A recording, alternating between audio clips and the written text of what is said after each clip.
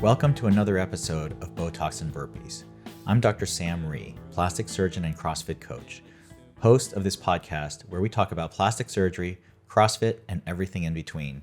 You can find more information at our website, botoxandburpees.com, and make sure to like and subscribe wherever you listen to our podcast. I'm here with my guest, Stacey Marino. I know she doesn't say she wants to be called this, but she is. She's an elite CrossFit athlete. She is also owner of CrossFit 201 here in Oakland, New Jersey, where we are. And what else would you call yourself here? You're an athlete, you're a gym owner. I'm also a nutrition coach, so I actually own another business, which is 201 Nutrition. I'm a coach here. I mean, I don't know what else to call myself. That's a lot of labels right there. So I mean, I could say I'm the janitor, I'm the programmer, the everything. that is true. When you're a gym owner, you are the jack of all trades for all of that. And one of the reasons why I'm really excited to have Stacey on is because you are one of the most accomplished CrossFit athletes in North Jersey. And we were just talking about this before we started. And I want to go back and take a look at your let's talk about you as an athlete first. So you've been in CrossFit, I saw at least since 2014. Yep, that's when I started. Yeah. And I don't want to go into your origin story yet because everyone always starts with, how did I start CrossFit? And I want to get into what you're doing right now first because I think that's very exciting. But you started at 8,728th in your rank in the world at that time. But this year in 2022, in the age group of 35 to 39, you are ranked 40th in the Open. Mm-hmm. And you got to the age group semifinals where you finished 14th. You also have been a regionals competitor Just once. in 2018, back in the day. And you've been competing for many, many years at this point. Yeah. Let's get right into this year's CrossFit Open. So you crushed the Open, you did great in quarters, you got to the semis, and when I look at it, you finished 17th, 12th, 11th, 10th, 13th, and then 9th in the events. Mm-hmm. Cutoff was 10th. Yeah. And I remember looking, because I know some 35, 39-year-olds, and I looked at the cut line after the last event, and you were in, and I was like, oh my God, there's someone in New Jersey who's going to make it. And then it changed. So how did that play for you? So, I mean, I was really excited. I saw I was in 9th, but I tried not to really celebrate because it wasn't official. And I think it was a Tuesday morning, I get an email that I received a major penalty for my wall ball workout, which was the death by wall balls. And they said that I wasn't shooting above the target. Of course, I emailed right back and I said, I took a screenshot of the rules and I was like, it says center of the ball at or above target. And then I took a screenshot of every single rep, every single last rep, even the ones that my judge gave me no reps for. And I was like, just for my peace of mind, can you please tell me where my no reps are? I sent them a PDF file through Dropbox and they didn't reply until literally the next Saturday night. And they said, I'm sorry, but we can't look at your PDF file. We only judge the original video. Our decision is final. We're not going to change it now. We're sorry to see anyone's season end like this, but good luck next year. So yeah, I was crushed and I felt robbed. But the number one thing I felt when I got that email, I felt like I cheated at first. And I was like, oh my God, what are people gonna think? I'm letting everybody down. And then I was like, actually, I honestly, I don't care what anyone else thinks. I just let myself down. And yeah, it was rough. You know, when we saw the list of penalties come out, every elite athlete gets penalties. Yeah. It's not, Matt Frazier gets penalties. Yeah. This is not something new. This is just something that happens. And these are typically not intentional penalties. It wasn't like you set your wall ball line short on purpose. And so at this point, that could be crushing for anybody, especially when any elite athlete, any competitive athlete, their goal is to get to the games. I assume your goal has always been and will be to get to the games. Yep, it was my goal the first month that I started CrossFit because I started it and that was during the time of the CrossFit Games and I watched it and I was like, oh, I'll be there next year. I'll just train really hard and I couldn't even do a push-up. So Yeah, it's been my goal. It's still my goal, but obviously there's a lot of other fun competitions while I work towards that goal. So I assume that this the first year you felt like you were capable enough, that you were fit enough to get to the games, or have you been feeling that way for the past couple of years? Like how have you felt about that? I mean, obviously you moved up into an age group. I mean, I always have a lot of self-doubt, and even this year I didn't feel like I could make it. Like my goal was to get into semifinals because I couldn't do that last year, but I had some health issues and we can go over that later. But it was just like I noticed how I talk to myself and just I'm like, just get through this workout, you're fine, it doesn't matter. And then I'm like, what am I doing? Like I'm so close. And everyone tells me you need to believe in yourself, and that's just, I feel like I wasn't ready to be at the games this year because of my mindset. And that's just something that I need to work on this year. We were talking about this beforehand. Your coach is Matt Dlugos, who is a very elite athlete. Yeah, he is. Probably should have gone. He should have gone to the games should have. if he wasn't tall, or at least adjusted the pull-up bar for him at the Granite Yep, Games. I was sitting right behind him. That was awful to watch. Yeah. He had his like legs bent doing chest to bar pull-ups. So he finished 7th, and then he made it to the last chance qualifier, and then he had some sort of health issue, or he didn't finish it. He got like re-injured, like an old injury or something. So he just dropped out. He's a really dynamic guy. He came on my radar when I first saw him watching Wadapalooza with Newberry and Conforter. Like that's a trio right there. Yeah. Like very, very charismatic. Like there's a lot of good looks there with those three. How did you get involved with Matt Dlugos, and how long have you been training with him now? So I reached out to him, I think it was last August or September. I've never had a coach before. I was always either doing my own programming, and when I was doing that, I always ended up overtraining because you feel like you're not doing enough, and then you add more and more and more, and all of a sudden I wake up and I'm like, okay, I feel like crap. I was following like template programming, and then I realized that I'm not getting better. I'm getting overtrained and I'm having health issues. And I reached out to him, and he took like 90 minutes to talk to me, like that first time. And then he's like, okay, I'm going to let you think about it, get back to me. And I was like, I'm ready. Let's do it. And from then we just started training together, and I love it. We've been together almost a year, and he got to know me as an athlete, like physically, but also mentally. And I'm the type of athlete who does tend to not respond well to volume or a lot of heavy weight, especially as I get older. And that's something that we have to watch out for. Now, he's out of Las Vegas, out of Underdog Athletics. Yep. And what made you choose him out of all the coaches you could have chosen? I mean, I looked into a few programs, and that's just the first one that I reached out to because I love Bethany Shadburn and Daniela Brandon, and they were following underdogs. And I was like, okay, well, I want to be like them. So he was honestly the first person that I reached out to. What is your training philosophy like now? You know, you said a lot of it is mental, but it also sounds like you've changed some of your programming with Matt Dlugos. Yeah. What are the biggest changes you've instituted in your training at this point over the past year? There's a lot more focus on like monostructural conditioning and a lot of zone 2. I really don't do metcons all that often. And before it was like 2-3 metcons a day. And the pace that I would hold is like unsustainable for training. And that's what I would do every single day, just crush myself. And I'm like, this is how you get better. Like if you're not testing yourself now, then when are you going to do it? And with him, like he knows that about me, so he gives me paces. Like if we're doing intervals, for example, like the other day, it was like 4 6-minute AMRAPs. And he's like, in the first AMRAP, I want you to hold a pace like you could do this for an hour. And then the last one, this is where you go balls out.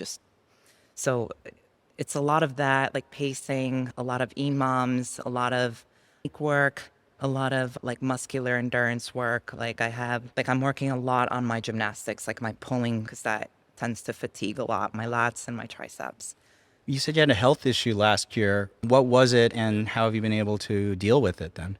So it was actually a few years that I've been dealing with that, and it's adrenal insufficiency. So I wasn't able to get my heart rate up without feeling faint or even like passing out. And that's due to the large amount of stress that I was under. And it's honestly over the past 3 years, it's been on and off.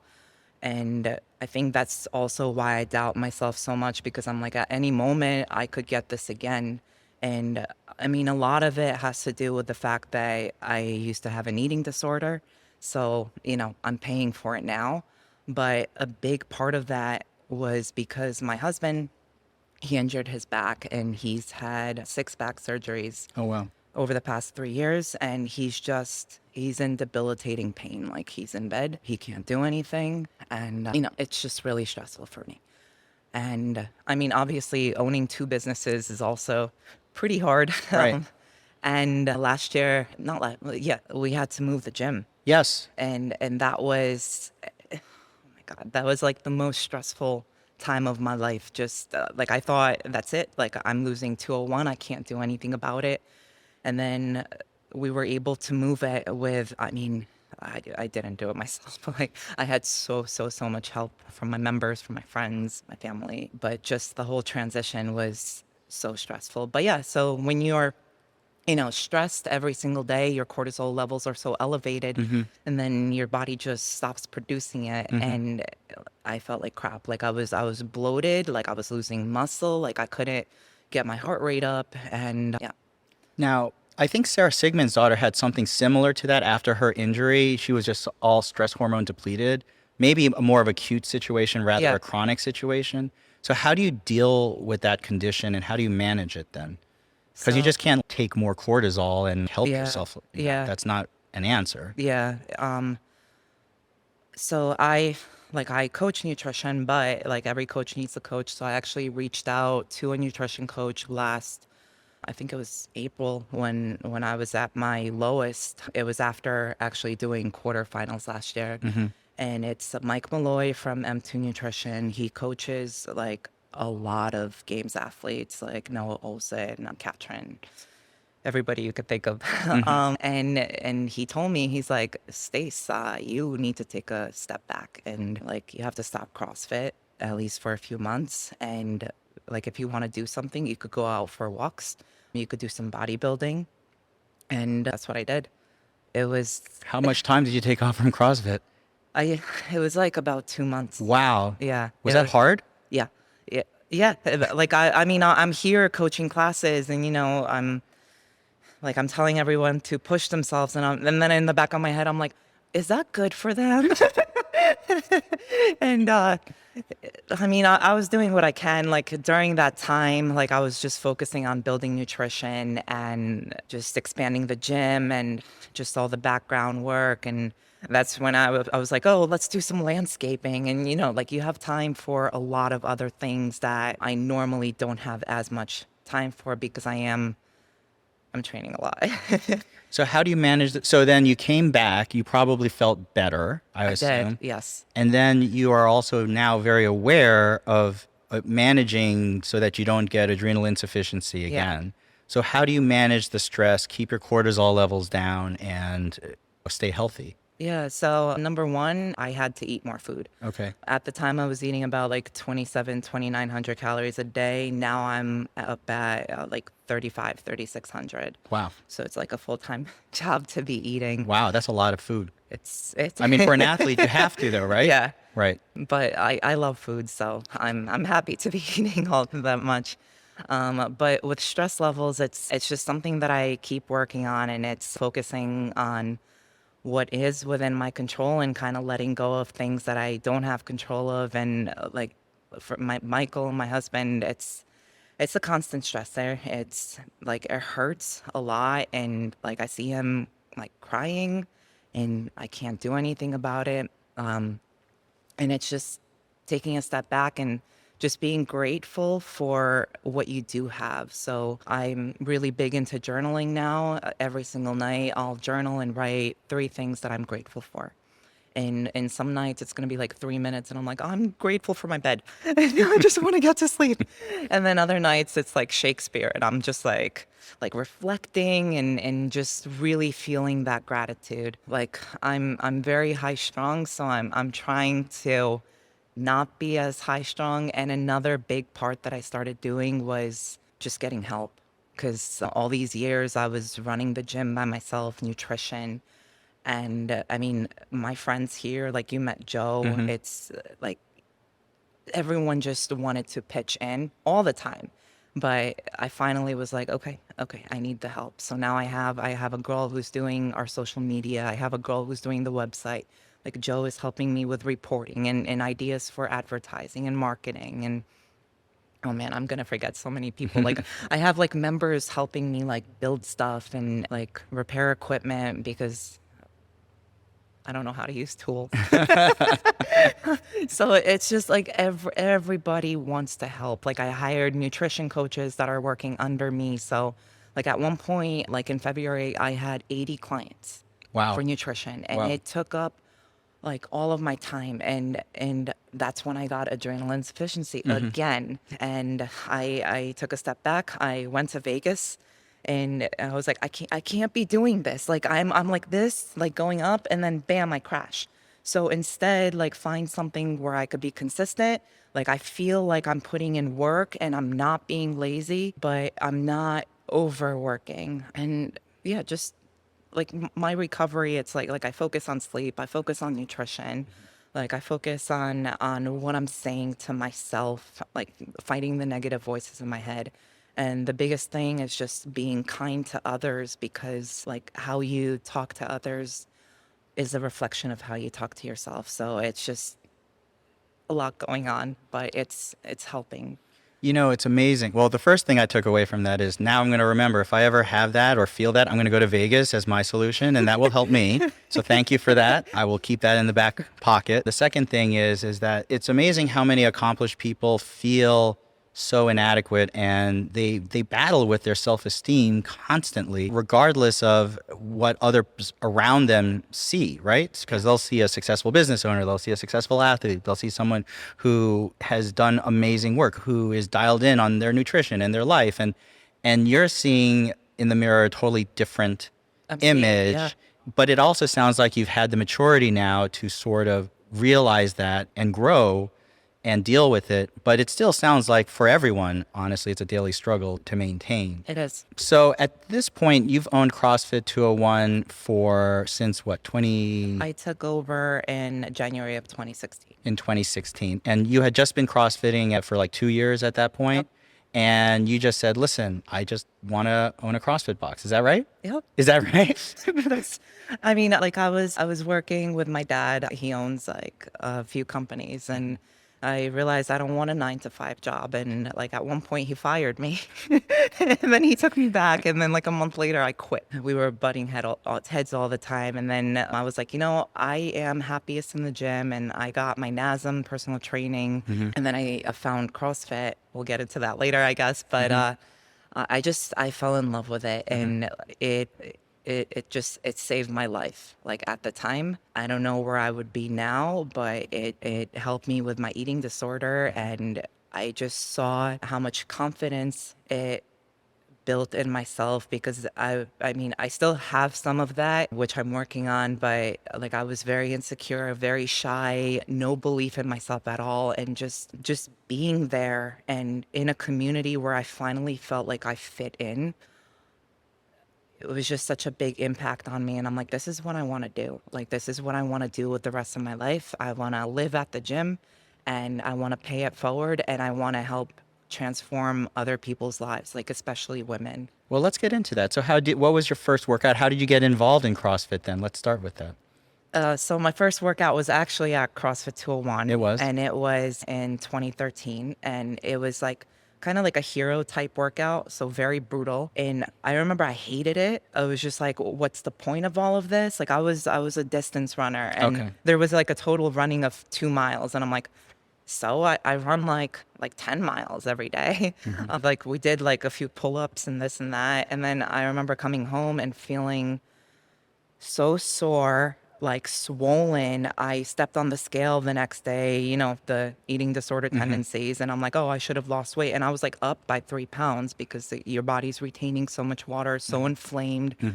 And I remember Keith, the old owner, he emailed me and he's like, oh, you might be sore, whatever, whatever. And I'm like, yeah, I don't want to do this. It's not for me.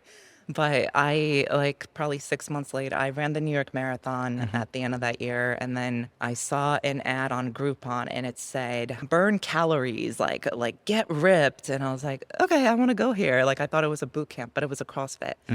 And like, I went there and like something clicked and I just wanted to keep going there. And yeah, and then I got my level 1 like a few months later. So you had an eating disorder. Yeah. And you were using exercise, obviously, as part of trying to manage it, I suppose. Oh, yeah. And how long had you had it for, and what were you doing, and how did you feel? What were the biggest issues with that at the time? So, I mean, I had it for 15 years, and I think it stemmed from I was a ballerina and like at an early age, and we were living in Brooklyn. So I was going to a Russian ballet school, and like this would be so illegal now, but like the instructor would go around with a wooden stick, and like my stomach, it just tends to stick out because that's my body. And he would like go and like hit my stomach with the stick, and then I just felt like I never wanted food in there, like, cause like you eat and obviously your stomach like is gonna stick out more. And like that created like a downward spiral. Like I was scared to eat. Like I was scared to have, I would have rather been hungry than have food in my stomach. And that went on for years and years and years. And like at my lowest, I was 115 and I'm 5'8". Like I'm 160 now. Wow. Yeah, so like my family, they tried to take me to a psychiatrist, but when you want to hide something, you're really good at hiding it. Sure. And I was like, no, I just I run a lot, and like the day of my marathon, I ate a watermelon, like a few slices of watermelon because I was like, I need to carb up. And then I came home, I ate a salad with some chicken and went to sleep. After 26 miles, 26.2 miles? Yep. How did you finally realize this is something that you have to do something about? Like when did it get to that point? So I feel like it didn't really hit me all that much because I was young and, you could like drink a bottle of wine and then the next day go and work out and you will feel it. So same thing here, but as I started getting older and especially when like the first few years of CrossFit, like I still had it. I realized that like I was I was PRing all the time and then it plateaued. And then I was feeling like shit going into workouts and it was just really getting to me. And that's when I realized I was like, "Look, I have to do something about this. Like I can't be doing this for the rest of my life. I can't be hiding this from my husband." And I mean, he was well aware of it, but a lot of the time, like I would lie. And yeah, it was like, I didn't want to be that person anymore, especially that I opened my own gym and I'm preaching one thing and I'm doing something else behind closed doors. And I didn't feel honest. So that's the first time that I actually got a nutrition coach. And I realized that it's okay to eat. And like I remember he like had me all the way up to like 300 grams of carbs. Like I was eating like 100 grams like before. And I actually looked better. Like the scale was going up and it was scary, but like I noticed like my body composition was much better. My performance was much better. And like at the end of the day, I wanted to perform well because my goal was the CrossFit Games. But Right. there's always that thought in the back of my mind. And even now that, I want to be ripped, I want to be shredded, I want to be lean, and I want to be small. And like, I hate that, but I'm much better now. But some days those thoughts still come into my head. Now, at this point, when you bought CrossFit 2, or when you became an owner of CrossFit 201, Yeah. now, what were the biggest challenges when you first started I mean, you said you had to move, which was huge, but when you first started, what did you find easy? What did you find hard about being an owner of a CrossFit class? Everything was hard. Everything? I made so many mistakes, and I mean, I've never owned a business, and like going into it, I wanted to help people, and I wanted to be a gym owner. And then when I took over, I'm like, oh crap, what do I do? Like I mean, I had no help. Like, I mean, my husband, he does his own thing, so I was a solo owner. Um, of course, the transition happened and we lost a lot of members, and like it was scaring me. I was like, okay, I might go out of business. And I don't want to do that. And I was trying like everything possible. I was like 2-for-1 memberships, and like I did Groupon and everything. Just I was learning and trying new things because I didn't have a mentor. And yeah, I mean, I definitely made a lot of mistakes, and just the leadership, like on my end, and the way I was talking to my coaches, and But they were all learning experiences, it sound like, yeah. and you've learned a lot from it. So basically, your lease was up, like they did not renew your lease at that in Franklin Lakes, and that's why you were forced to move, or what was the reason why they made you move? So no, I mean, the lease was coming up, but we were supposed to re-sign a 5-year lease. Yeah. And it was right after COVID. I remember I was training by myself in the gym. It was the end of October. And my landlord walks in and he's like, Stacey, we're not re-upping your lease. We want you out of here by December 31st. And I was like, Jim, that's 2 months. I need to find a location. I need to move. I'm like, can you extend it by maybe 6 months? And he's like, no, I have someone moving in January 1st, which Wow. is a lie because I still pass by there some days and it's empty.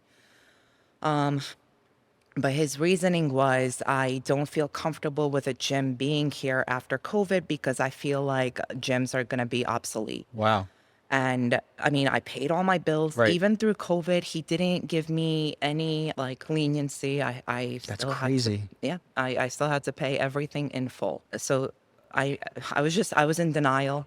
And I told Joe Gorton, who's an OG, you just met him. He's been here like since day one.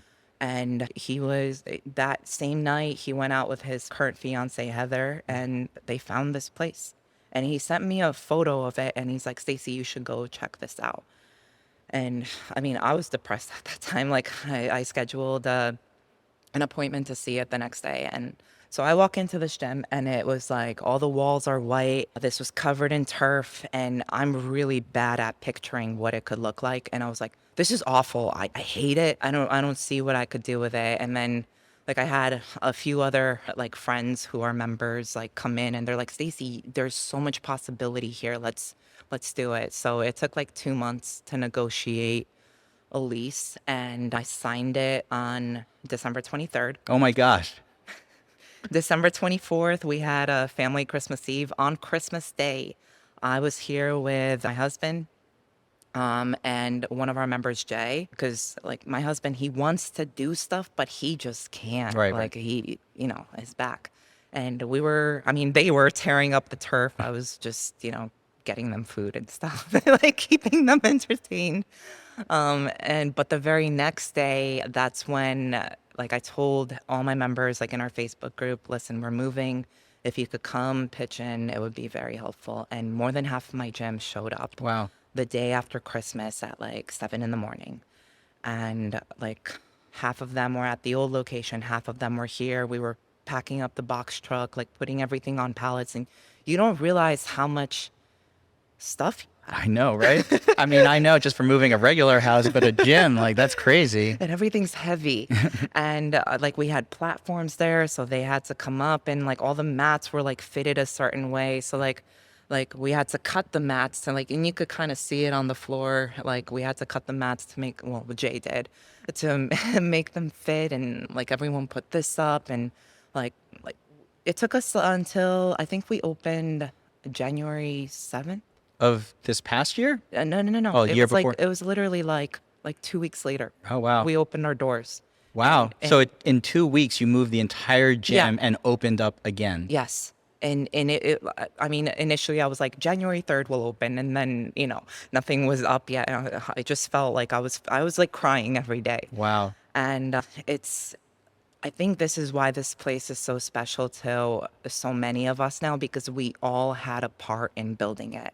Like there were like people coming in and just painting like on their own time, like helping me with everything, like cleaning and being supportive. And my father-in-law was like helping with like electrical and How long have you been in this place now for? like 1.5 years. Yeah, 1.5 years. Yeah. And so how has it been since then at this point now? I mean, the transition itself, it was pretty flawless. Like we didn't lose anybody because it's only 8 minutes from our old location. Very close. It's actually a better location. It's closer to Wayne, and Wayne is where I live. So I'm, whenever I go out, I always talk about CrossFit. So like we're able to get a lot more people in here. So it was a blessing in disguise. Of course, like we're missing some things that we had there, like showers and a ton of bathrooms and like a bar. But overall, like I love this location more. It means a lot more to me. Like we built it all together from the ground up. And yeah. Let's talk about your nutrition business a little bit here. So obviously you talk from personal experience.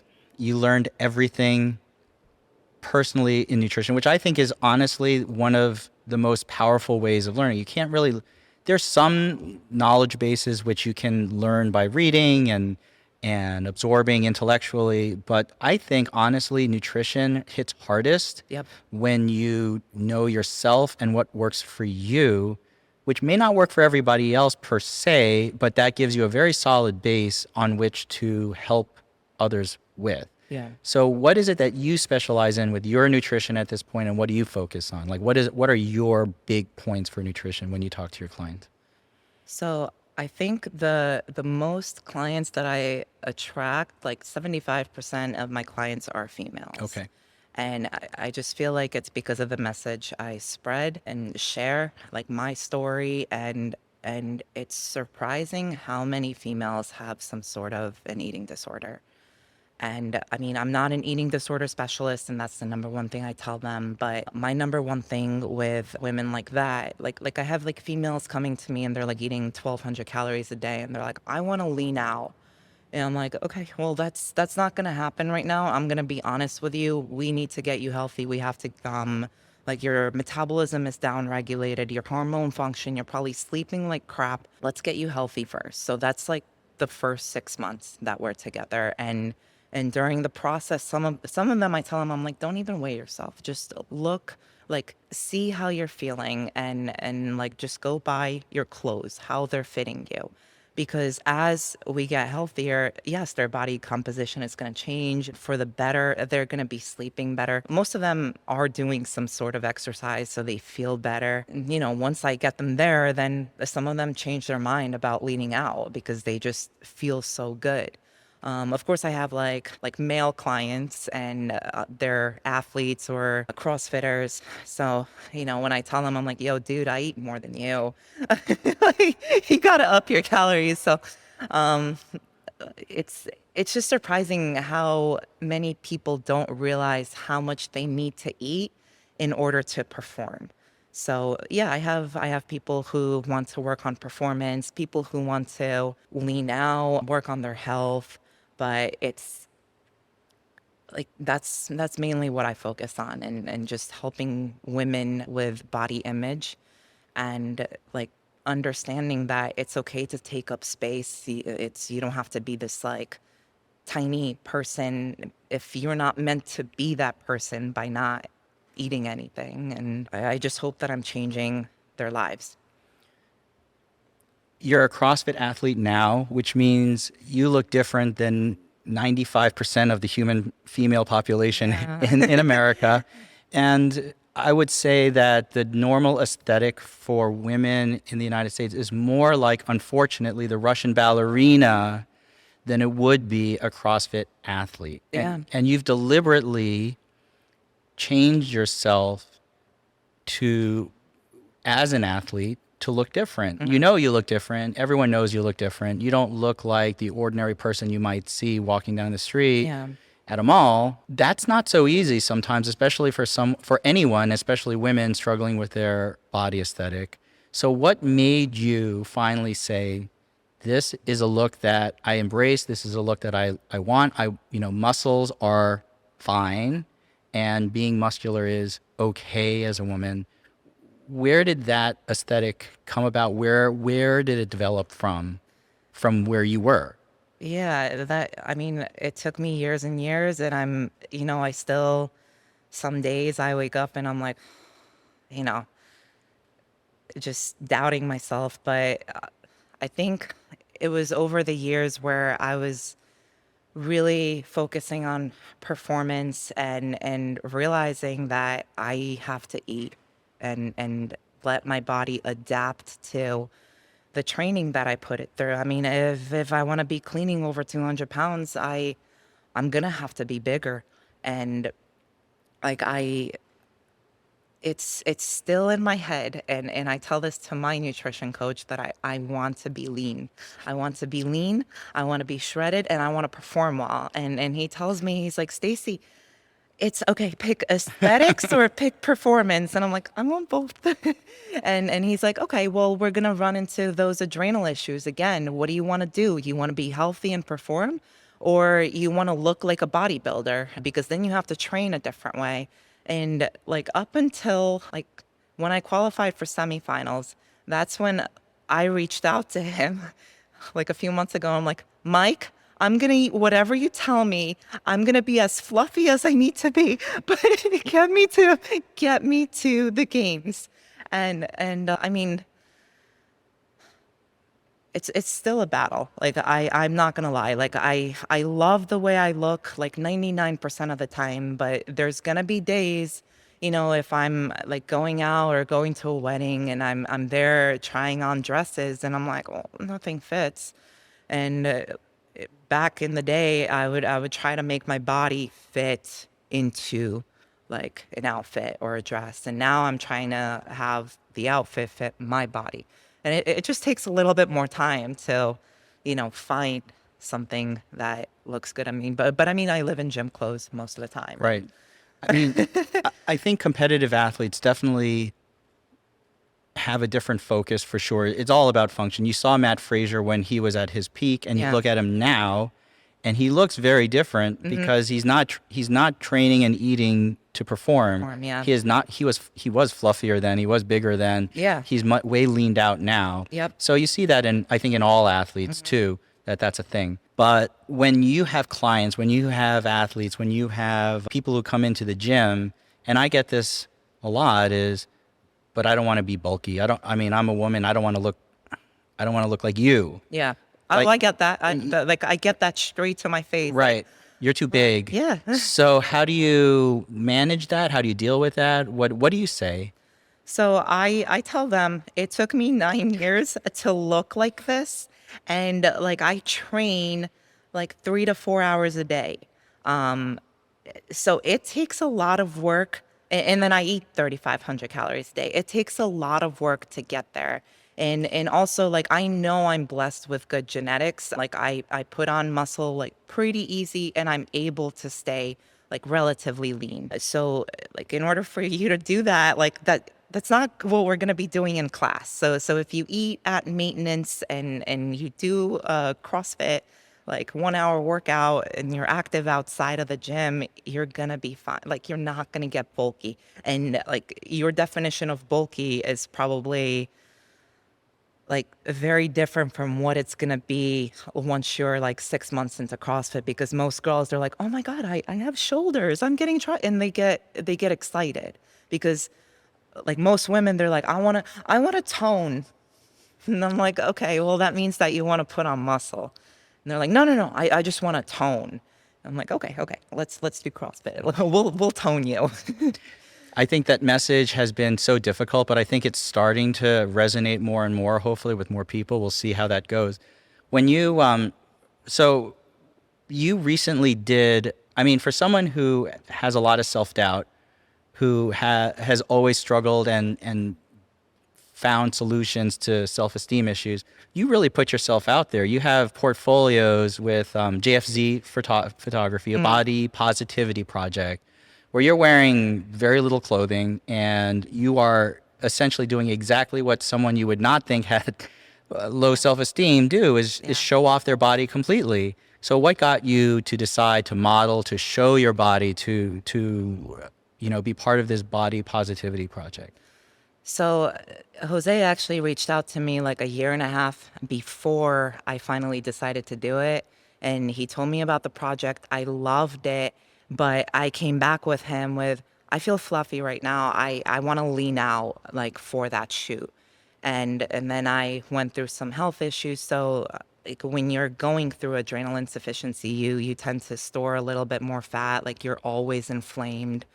And then when I started feeling better, like I was working with a nutrition coach and I started working with Matt, like I was still not like where I want to be in my head. And I mean, I don't think that's an attainable thing. Like whatever you imagine yourself to be, like you're not going to be there. But I reached out to Jose and I was like, you know what, let's do it, because the whole point of this is to be accepting of your body the way it is at this point in time, understanding that it's not always going to be this way, like especially as an athlete. Like I look different now than I did like 5 months ago, and you're always changing and adapting to the training that you're doing, and that's a good thing. And females, like we change every month. Like it depends on our cycle. Like we're gonna feel fluffy before our periods, and then after we feel lean. And so I decided to just do it, and I don't know, I had a lot of fun.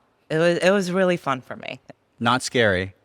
No, it was like he made me feel really comfortable, and like we were joking, and I mean, yeah, I just did it. And I like ever since then, like I felt like it was liberating and it gave me more confidence, because like I look at my body some days and like I hate it. Like I see like all these flaws. I'm like, okay, well, why is my neck so thick? I hate it. And like my traps, they're so big, and like I don't have boobs. Like I'm like a negative A. Or like I have this like right here, like this muscle. Like why does Your obliques? like why does it stick out? And like my hips are so narrow, and then my legs look so big compared to this. Like I look disproportionate. And like that goes through my head. And I hate to admit it, but that's when I catch myself saying this. So then I'm like, okay, let me rephrase everything. Let me think of this in a positive way. Okay, I have a big neck because I have a big head. So I need a big neck to like hold up my head and to catch like queens.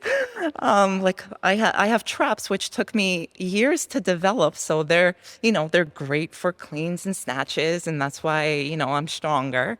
And like, fine, I don't have boobs, but they don't get in the way of burpees.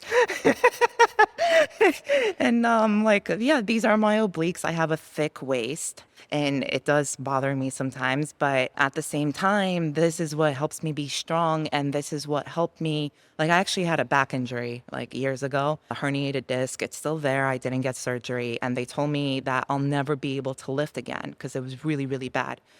But I went the natural route, physical therapy, and a lot of core work, a lot of core strengthening, and not just like sit-ups, whatever, just like heavy carries, and that's gonna make you wider.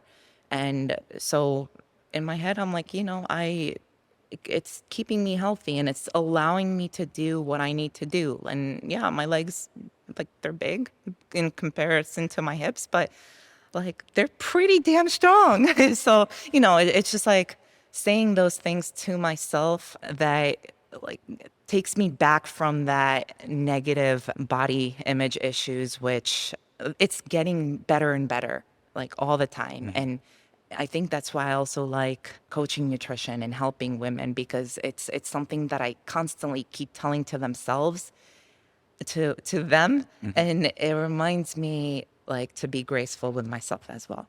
Do you I know you post a lot on your social media. Do you get negative comments or trollers or haters on your social media? Oh, yeah. I get like unsolicited comments all the time. And like before it used to really bother me. Like I would cry. What would they usually say? Like, I know when I see most CrossFit women athletes, there are always like basically two major hate type of comments. No, it's like you look like a man, Right. or you're on steroids, Right.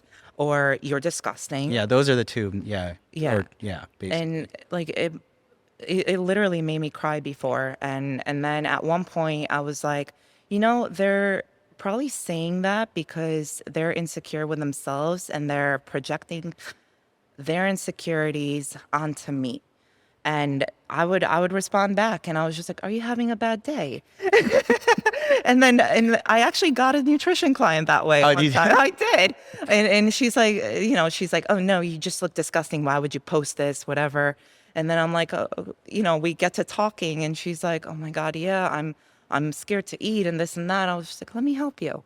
But now I honestly, I just ignore it because it's like I realize it's a waste of my energy that I could be putting in elsewhere. And all of us have a limited amount of energy, so I have to use it wisely. But yeah, even this morning, like I'm doing my coffee walk around my complex. I live in a townhome complex, and some guy pulls up next to me, and I know this was like, he meant it in a good way, but he's like, "I've been living here for 4 years, and like you always look great, but you look amazing now. Like you look," and it's just, it's like, why are you commenting on my body? I mean, I guess because I was wearing booty shorts, crop top, but Typical CrossFit. but yeah, it's you just, I guess you just kind of ignore it. And I hope that someday the CrossFit aesthetic, which is basically born out of function, becomes more widespread. And I really hope that. Yeah. I mean, I see that as a plastic surgeon, and then I see it as a CrossFitter, just how different sometimes they can be. And I really hope that the message that you and all the other CrossFit affiliates and owners and people associated with CrossFit can sort of spread that word. Yeah. I know it sounds kind of culty, but I mean, I've seen it on the other side because I deal with that all the time too. And yeah, and it's a challenge. But I mean, at this point, you're an athlete. You're focused on your function. You're looking to get to the CrossFit Games, and it looks like you're about as close as you. I mean, disappointment aside, in the semis, you are on an upward track. You finished second in Legends Masters Championship last year, which was in December. So that was a couple months after you switched to Underdogs and Delugos, and so you didn't make the games, but as a consolation event, you decided to go out to Missouri and compete in the first Phorm Monster event last weekend, which I was looking at, the workouts were pretty brutal for 3 days. they were. And you finished first. You didn't take anything less than third in any of the events, actually. There were 10 events. And even last year in Wadapalooza, you finished in your age group 10th. So you've been on an upward track constantly at this point. Well, let me ask you about the first Phorm Monster event first. So what was your experience like there? And why'd you decide to do it after such a disappointment and feeling so down? Yeah, I mean, I was disappointed, and then I realized that what I'm really after was to test my fitness where I am right now. I did have a rough year. Again, I had adrenal insufficiency earlier in the year after COVID, and like I actually did Wadapalooza 2 weeks after I had COVID. I did not want to be there. Wow. I was like waiting to be time capped in my workouts. So of course I was dealing with issues again. My first Metcon was 22.1. Oh, wow. Yeah. Which was not a fun one. No, but That was what? Was it? the wall walk one. Oh, yeah.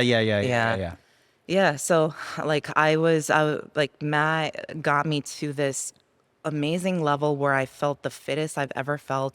And I'm doing these like the quarterfinals and semifinals, and all of it is in the gym. Like I had people watching me, but it's not the same as a live competition. I wanted to go out there and really test myself, like how far I've come, how I respond in a competition. And I reached out to the director because the deadline was over. They had qualifiers before, and obviously I didn't do them. And he was like, "We'd be honored to have you." He sent me an invite, and like I had 6 weeks to ramp up for it. And like, I just went there with a mindset like, let me see where I'm at. Like, let me push myself. And just, yeah, crush it. All right. Well, let's take a look at a couple events just so I wanted to hear what your thoughts were. The very first one was actually just a straight up 400-meter run. How'd you feel about that as being an event, and how did you do? So first of all, Missouri, it's like 105 degrees right now. But the real feel was like 110, 115. But I like the heat, so it wasn't that bad. It was on the football field, and my first thought was doubt. I was like, I'm not a sprinter, and like I told that to Matt. He's like, what do you think of these events? I'm like, they suck. I'm so bad at all of this. Like, I can't believe this. And he's like, this is a great test then. Just like see it as a test. And even like 3, 2, 1, go. Like I always like go into this like, I don't know, this like hazy mode, like partially in a dream, partially like there. And like I remember sprinting and 300 meters in, I was like, I could slow down. It's okay if I slow down. And I'm like, but what am I saying to myself? Keep going. And because there were like 3 girls ahead of me, but like we all started like staggered. Like basically it was a little bit more than a 400. It was like 450 because Okay. you had to run to your GHD, tap it, and that's when it ended. Okay. And so they staggered us on the football field. And in my head, I'm like, okay, all these girls are sprinting the straightaway, and they forget that we still have a whole lot to sprint on the football field. So like even though I was like 3 or 4 girls were ahead of me, once we turned around that cone, I sprinted to the GHD, tapped it. So that's why it says yeah. you finished second with a Second. time of 128, and I was like, for 400 meters, but it was actually more than 400. more, yeah. Yeah. Okay, got it. All right. I was Yeah. like, all right. And then you went straight into it looked like a pretty awful GHD Oh, I sandbag. loved it. Oh, you Yeah. like that one? Yeah. Sandbag carry. You like that 100 pounds for you guys? Yeah. Yeah? It was, I like that workout. Like I like grunt work because it's just how bad do you want it? How hard are you willing to work? I mean, like I already reflected on all the workouts and yeah, I finished that one first, but I know that wasn't the best of my ability. Really? You could have done more. I could have done better. I could have went faster. And I was looking around. I'm like, I'm ahead of everybody. Why am I trying to go faster? And like if it was, here with like quarterfinals, semifinals, when you don't know how Right. anyone else is doing, you have to put your best effort there. But I guess in a competition mode, when you had like 8 more events after, I'm like, Right. let me save myself. Right. But like I finished the event and everyone's like congratulating me. And in my head, I'm like, that wasn't my best. Like if this was Tia, she would have like Right. made sure that she had nothing left. And I'm like, well, I'm not Tia. And, I'm 36 and it's going to take me a while to recover Right. from this. No, I think that's the difference between, like you said, online versus in person is you know what you have to do. Yeah. And that awareness of your competition is very important. You did a total. They called it the monster total. It was a bench, squat, clean, just 2 Yeah. movements. Yeah. And you had 420 pounds. So how much of that was squat, clean, and how much of that was a bench press? So I benched 185. Wow. Like I did 3 attempts. So it was, I did 135, 155. Oh no, 4, 175, 185. Yeah. And I still felt good. And we were allowed to have a spotter. So the spotter was actually my friend. And I go to him, I'm like, I want to try 190, 195. That felt good. And he's like, go to the squat clean, make it up on the squat clean. And like I literally stood there for 30 seconds, like, but that's not my best effort. And he's like, go to the squat clean. So like squat clean, I honestly like I haven't lifted any heavier than like 210 all year. Like now when I lift super heavy, like I mean I do have that back injury, so I don't want to aggravate it. Like my all-time 1 rep max is 240, but that was after like an intense strength cycle and like I was much bigger, I was much stronger. So my expectation was like my goal was 215. And I hit 175, 195. I went to 215. It felt great. I hit 225. That looked the best out of all my lifts. And then I was like, okay, I have one more lift. Let me go for 235. And I mean, I hit it, but like it was ugly. Like I dove under, this arm like came down, and then I'm sitting in a dead stop squat, like pushing it up, And then like I'm dead stop, and then I just stand it up, and everyone's congratulating me, and I'm like, that was so ugly. It doesn't even count. Like I can't use it. It's CrossFit. PR is a PR. So that's how I feel. But okay, all right. I listen. I admire your stickler for technique there. That's good. It's no, I mean, like it doesn't count. Like I wouldn't want to use that number for training purposes. Yes. Like when I go off of percentages. Understood. Like it's not a real lift. Right. Okay. So like I would probably use 225. Okay. At every gym, every athlete would use that as a real lift. But No. I understand what you're saying. Okay. And then you did let's see, there was a rope climb, toes to bar, box jump over, which and then the one I actually wanted to ask you about was a 3K run. Oh yeah. So what was that like? So they did a 400-meter run, and then they did a 3K run. Yeah. So how did you feel about that, and what did you do pace-wise going into that?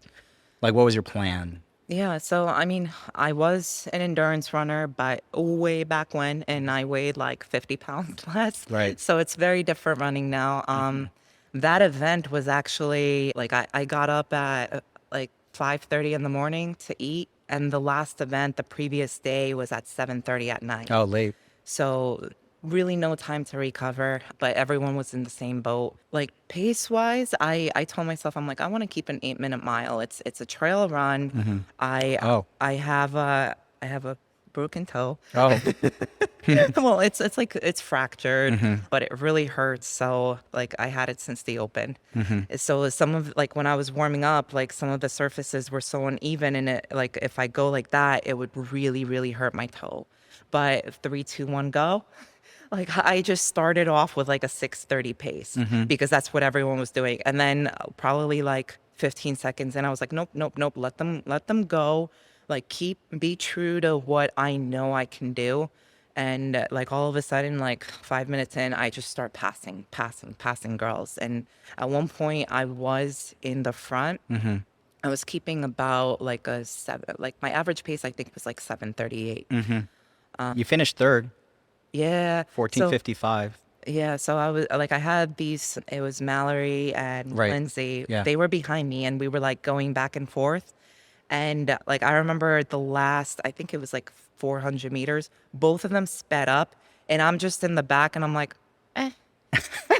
I was like, I don't want to put myself through that. And I hate that I did that. Like, I know I could have like dashed that as well. But like in my head, I was feeling really sorry for myself because I had really bad sleep the night before. I take this prescription for insomnia and because of like everything I'm dealing with, it's a trazodone. And I took one pill and it didn't work. And I took another one. Oof. And I woke up and I just felt Zombie? a zombie. Yeah. And like, it was just a really bad experience. But yeah. That's amazing, though, that you still did that. But I understand the regret of not having left everything on the table. Yeah. I know what that means. Like, Yeah. everyone does. We all do. Yeah. There was a swim event. It was a 50-meter swim and then a ski erg, 8 cals. Yeah, it was 5 rounds, 50 meter swim, and a cal ski. Okay. How did you feel about the swimming part of it? I'm not a good swimmer, so I was definitely nervous. I mean, I've trained it like all year, but I feel like I'm just not getting better. I'm a little bit more comfortable in the water. But again, it was also like an hour after the run and I was still in that hazy mode. And like we get there, like I put my goggles on. I literally learned how to dive the week before. What? I didn't know how to dive. Like even at Wadapalooza, like I was the first girl off the rower, and we go to the bay, and they have those like docks. Right, that you run down into and right. jump in. And this is what I did. I like sat at the end of the dock and like went in like this. But so I was like, okay, I can't be doing that at Monster Game. That's embarrassing. So I went to my parents' pool and I'm like practicing diving, and my dad's sitting there and he's like, that doesn't look good. You need to keep your leg. I'm like, Dad, it doesn't matter if it looks good. I just need to dive in the water.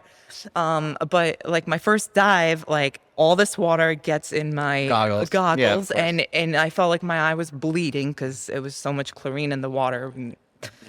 But I like that one. I was like, I kept repeating to myself, I'm like, this is my damage control event. Whatever, just survive through the water and don't choke. But like, You did great. I guess. What'd you do? First? No, third. Third, yeah. So, I mean, there you go. I mean, so you're a typical CrossFitter. Like, I don't know anyone who is really good at CrossFit who doesn't have a swimming background, who doesn't struggle with swimming. That's just part of it. Yeah. I will remember watching Wadapalooza, and there were some ugly dives and swims. So it's not any different than anybody else. Yeah. I mean, Wadapalooza is different. It's like an open water swim. Like there were girls like swimming over me. I remember a girl was like pulling on my bottoms. Someone like put my head underwater. But here it's like you're in your lane in the pool, and you know, if you start to drown, you could just hold on to like those thingies. Right. The lane Right. markers. Yeah. Well, I think if and when you get to the games next year, that's something you're definitely going to have to shore up. Yeah. Games training there. And then everything else seemed very solid. So now your plan for the future is to go. Now you podiumed last year for Legends. So does that automatically qualify you for Legends? Because but the first Phorm winner also qualified for Legends. So did you qualify two ways?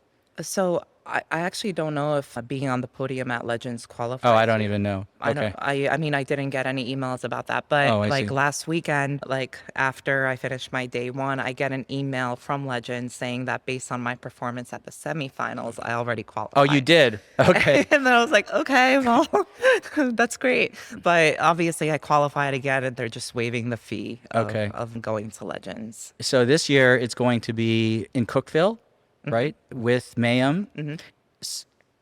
Last year it was in San Diego. It is the premier Masters event that's off season, that's not the games. How do you feel about it? That's your next big goal, isn't it, at this point? Yeah. I'm really excited for it. Like, I didn't hear about it until like last year when I did it first, and it's just something exciting to be training for. I didn't do as well as I wanted to last year. I honestly, it was my first big competition, like in person. Did you finish second? Yes. Okay, so what was it then that you didn't accomplish last year, other than being first, I suppose? Again, the mental side. Like I hated my thinking throughout the entire. But to be fair, like it was my first competition. Like after everything that was going on, and like the day before, like Michael called me with like bad news about his MRI, and I was just like, why am I even doing this? Like there's so much more that I should be doing right now. Like I shouldn't be here. But yeah, it was like a lot of self-doubt, and I remember that last day I was in first, like going into the last day. Okay. And it was a workout that I knew would be my weakness, and I just slowed down. Like I didn't think I would finish it before the other girls, so I was like, I might as well just slow down. And my husband, he told me later that day, he's like, don't listen to the commentators, don't watch it. And of course I watched it.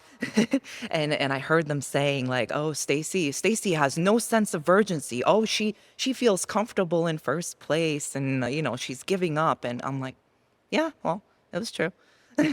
Wow. Yeah. So, I mean, don't get me wrong. I was very proud of like my effort and like where I was, and I surprised myself in a lot of the events. But again, I hate my mindset in some of these events.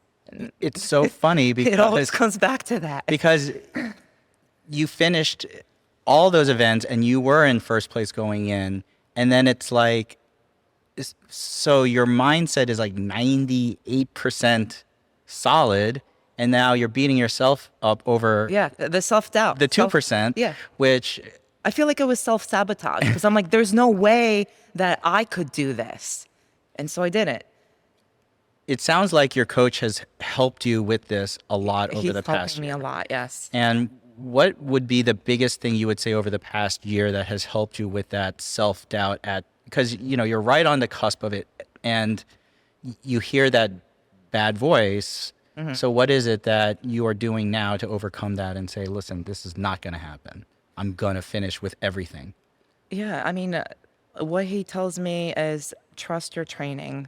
Like fitness is always going to win. Like I ask him to program like a few pieces where I know I would struggle, so I know how I'm feeling. But the biggest thing for me in competitions is to stop looking around. Like when I start getting tired, like I tend to start looking around and I'm like, okay, well, it looks like they're tired, and then I lose focus. So that's the one thing, like on Monster Games, like I felt very focused and I knew like from my peripheral vision that I was ahead and I was able to slow down, not because I had to, but because I was saving myself for the other workouts. So even though like my mindset wasn't where I wanted it to be, like it was definitely much better. And it's something I constantly keep working at. And like he tells me like fitness always wins and we're getting you fit. And like I told you, like the Open was my first Metcon since Wadapalooza. And like I remember reaching out to him the week before. I'm like, I can't believe we haven't done Metcons. Like all I've been doing is zone 2 and 60% lifts. Like, Matt, I am not ready. And he's like, Stacey, it's another day in the office. Like you have to be top 10%. And I'm like, I know, but I also want to do really well. And he's like, it doesn't matter. And I'm like, I know, but like people are going to be watching. He's like, why do you care what they think? I'm like, I guess I shouldn't, but I think like the Open, it does that to all of us. Of course it does. Yeah. And it's like, he's like, no repeats. I'm like, okay. And then there's one workout. I was like, okay, I'm not telling Matt. Oh, shoot, if he listens to that. You repeated one? Which one? Which Open workout? Oh, man, the thruster one. Oh, you heard it here, folks. Sorry, Matt. But, you know, it's just, it's in your head. And I'm not going to do that next year. Well, it sounds like first Phorm was a huge confidence boost, and it sounds like actually everything was huge in terms of your improvement this year over the year before. So I fully expect great things coming into Legends in December, the following season for the Open and afterwards. And if you had to give anyone any advice, like right now, based on what you've seen over the past year or 2 years, like what is it that you would say that you've learned that was the most important that would be really helpful for somebody? Like with training or Anything. overall? Your life. So just consistency. Make sure that you stay consistent and that you're having fun, because consistency, it's like everywhere. Consistency with your training, consistency with your nutrition, with work, your career, relationships. That's the building blocks. And little by little, like you may not notice it day to day or week to week, but it does add up. And with fun, like I'm doing this because this is fun for me. Like, This is fun? It's yes. Like I don't get paid for it. Like it's not my career. It's something that kind of gives me purpose. It keeps me fit and healthy, and like I enjoy putting myself through those challenges, like showing myself that I'm able to do hard things. And like I start my day every morning with a freezing shower. Oh, you're one of those. We have a crew, and I do not believe in that. But go ahead. I understand why you guys do it. Because it scares me, and then I could approach my day knowing that like I'm able to yes, I'm scared. Like I'm scared to compete. You know, it's those nerves, but you do it, and then it only builds more and more confidence. And like if it stops being fun for me, like I don't really want to be doing this. Like again, I'm not getting paid for this. And I mean prizes, but it's a big deal. Like, yeah, sometimes it's not fun. Like there's days where I'm here and I'd rather be at a pool party, or, you know, there's days and I'm really hurting, but that's where the consistency factor comes in, the discipline. And, you know that you got to do it. But most of the time it's fun. Well, congratulations, Stacey, and you. good luck in the future. It's been a pleasure talking to you. You too. Thank you you so much. You can get every episode of Botox and Burpees wherever you listen to podcasts, or go to BotoxandBurpees.com. Thanks for listening.